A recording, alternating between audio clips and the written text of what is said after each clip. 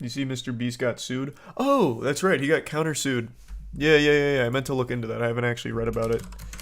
So I know he was suing the ghost kitchens responsible for MrBeast Burger, claiming that some of the food was just inedible. The lack of quality assurance was damaging to his brand, which is very fair to say. We got lucky with the MrBeast burgers around us. They were all really good. But that wasn't everyone's story. So MrBeast initially sued them, and now I guess that company is countersuing him for 100 mil. So they're playing some legal hardball. He said, first to leave the courtroom gets a Ferrari.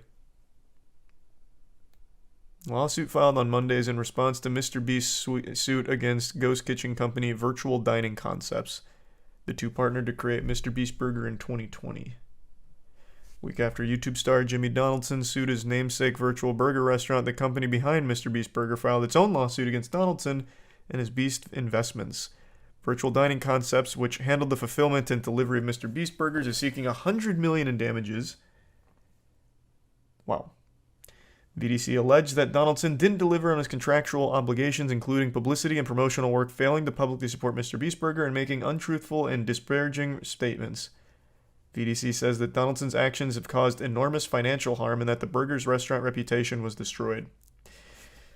This is probably accurate.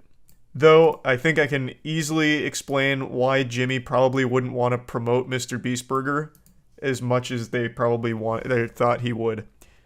Because for a lot of people, they were reporting inedible garbage that they were being served. Literal slop. Like actual swamp gas on a bun. So he probably just stopped being enthusiastic about the partnership, would be my guess. As far as the untruthful and disparaging statements, of course I can't speak to the nature of their deal, but if he's just pointing out that the quality was not very good, that's probably fair to say. A lot of the places had terrible, chum bucket level meals that they were serving.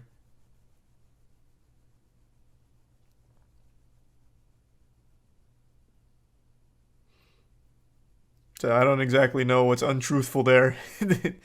A lot of that shit looked awful. Exhibits Yin the resub Jake. Which really sucks.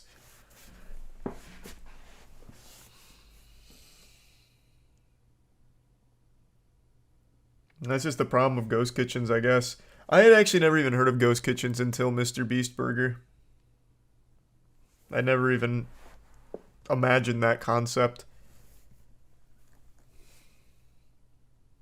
Is it tier 1 BCD? Bro, I ate like 50 of those burgers. Brother, I had like, probably not 50, but quite a few. Probably close to like 20 or 30. They were good. They were like just legitimately good fast food, and they were close to where we were, so it was just convenient. Caleb fucking lived off MrBeast Burger for like a month straight. But unfortunately, not everyone had that same experience. Yeah, I know Eddie made a whole video on the ghost kitchens. I'm very curious to see how all this plays out. I will say that I have no doubt that Virtual Dining Company, is that what they're called, right? Or Concepts. I have no doubt that after all of this, their reputation was completely destroyed. So now in the wake of the burning business they now own, they're looking for $100 million to try and put out the flames, or at least make it more palatable. It's pretty much any fast food chain, though. Sometimes it's the best thing you've ever tasted. Other times it's absolute pig slop. That's fair. I guess the big thing with MrBeast Burger, though, is the ghost kitchen inconsistency. Even when you do... Okay, like when Arby's served me raw chicken, right? That is a very, very rare thing. I'm probably one of the very few people in America who got served raw chicken at Arby's ever. Whereas with MrBeast Burger, there were a lot of reports from multiple ghost kitchens about, like, how low the quality was at those certain ghost kitchens.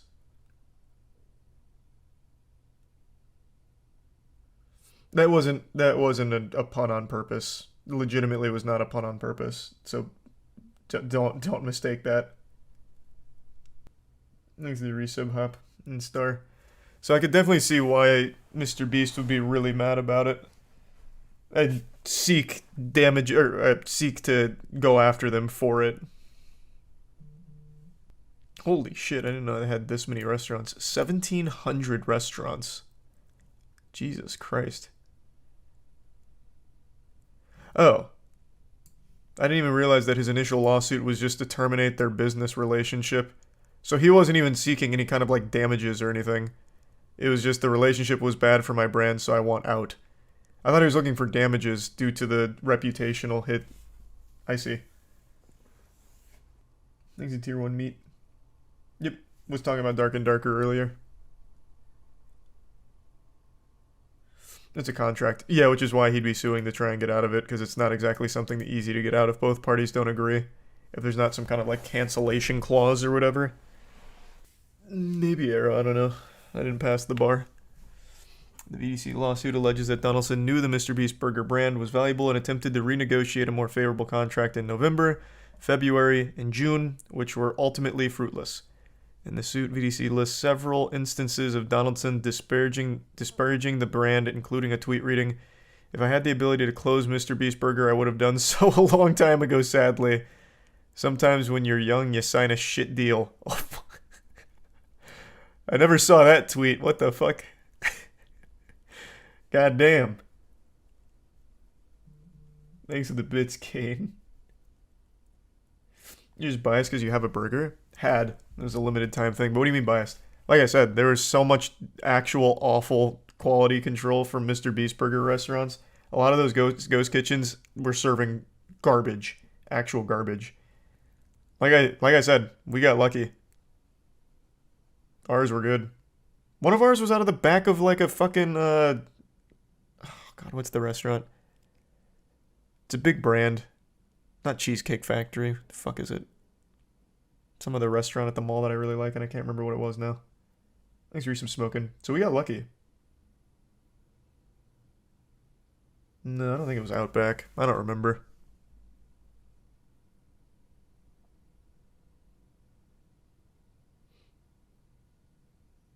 A family that faked their height. Never even heard of that story.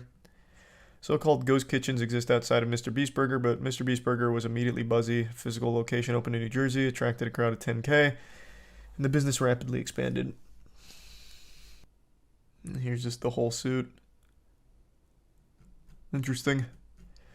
And we'll see how it pans out. And before settles out of court. Maybe I have no idea how it's gonna work. No clue. Thanks for your savvy.